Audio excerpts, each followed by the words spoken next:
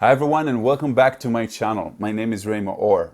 Now I've titled this video, You Don't Want to Remember This. And trust me when I tell you, sometimes our ego wants something, but it doesn't serve the higher self, and it especially doesn't serve us being a human being on the human journey. Now, many of you that are following me, you're light workers. You might feel like you're a stranger. You might feel like you don't belong. You might be very stressful and you might not understand why humanity is acting in the way that they act. And therefore, you are seeking some sort of refuge in thinking that you are not from here. And you are not from here, it's true. But surrender to your human journey. What am I talking about when I say you don't want to remember this? You don't want to remember your previous lifetimes.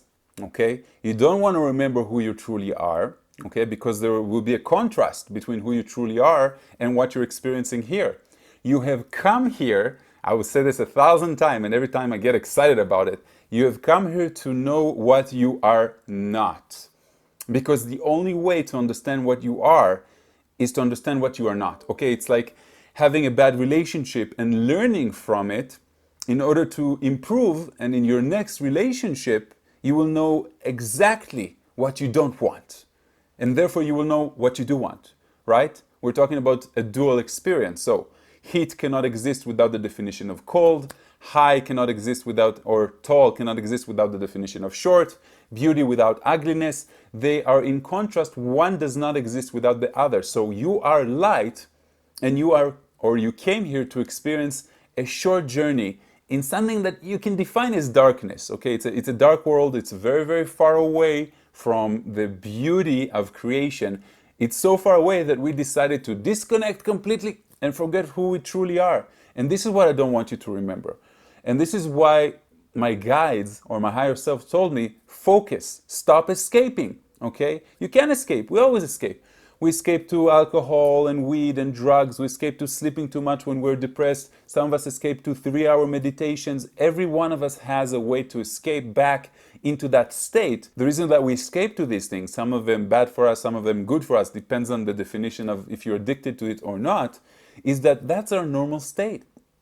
Without thinking too much, without being obligated or committed too much. Do you understand? It's very important. Now, one of the reasons you don't want to remember, imagine that you remember 1,000 lives, okay? 1,000 lives with one, with one main soul that you are doing this experience with, okay, from your spiritual group. And imagine that in this life, your partner is not that soul, but in this life, it comes to serve the things that you wanted to learn here and now. So there's different obstacles you have to go through. Now imagine you know that there's somebody that is more fit to you, someone that you have gone through amazing journeys with, but it's not the person that you are with right now. What will happen to your relationship? Imagine if you remember that in one journey you were a spiritual teacher and here you feel quite the opposite. Imagine that you will remember how feminine you were, but here you have to be a little bit more masculine, okay, to serve again the things that you needed to learn in this lifetime. I remember 2 times from my previous lives. I remember I had that experience. I wasn't under psychedelics or anything like that. I was under delta brain waves and under very, very deep meditations. And I wrote everything down. I was practicing remembering my dreams back in the day. And I have everything written down. And it taught me quite a lot. I remember that I wake up, spiritually in my 30s. And I always, always take the job of a teacher. This is a soul that learns one thing profoundly. Okay, like you have a doctor that knows how to fix a lot of different things, and you have a doctor that is a heart surgeon, like Mozart and Beethoven, that they learn one thing, but in the best way. So they wake up really, really early. So that's my gift, and usually masculine and stuff like that. What will happen if you will remember? Nothing. Absolutely nothing. Why do you need that outside stimuli? Why do you need that disturbance? Why do you need to know everything all the time? Knowledge is only a trigger for the seeking. And the seeking means that eventually you will understand that the answers come within.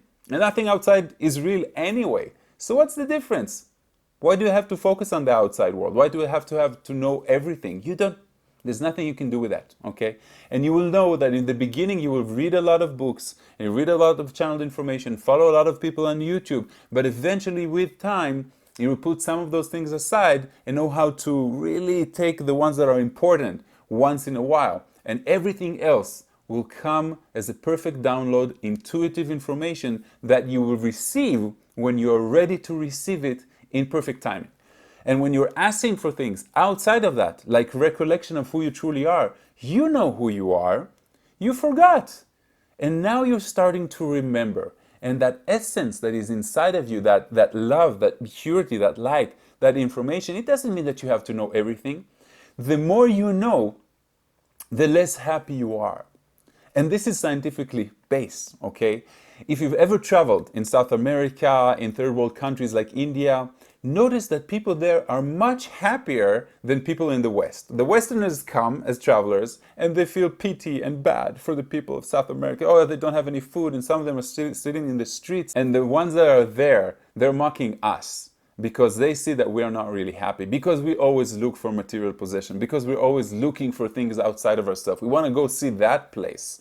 And if it will be raining, oh, we're going to be cold and shivering. And they're just happy with everything that they have because they're not trying to strive towards anything. There is no direction for them. They're much more present than we are, for example.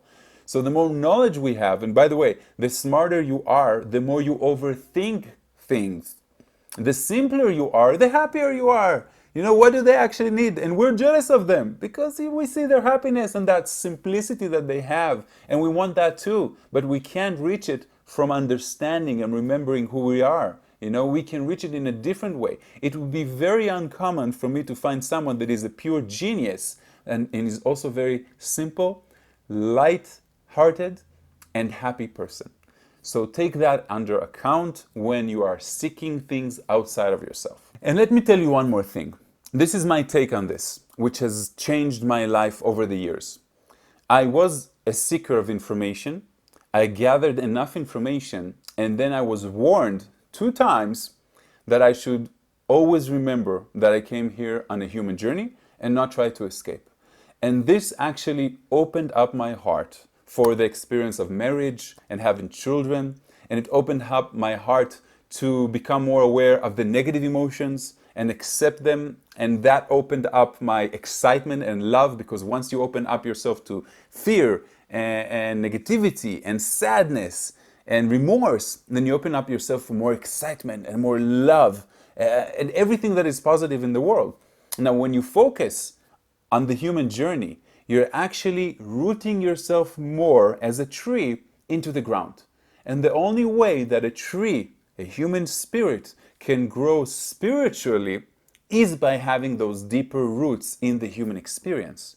Now, what is the human experience?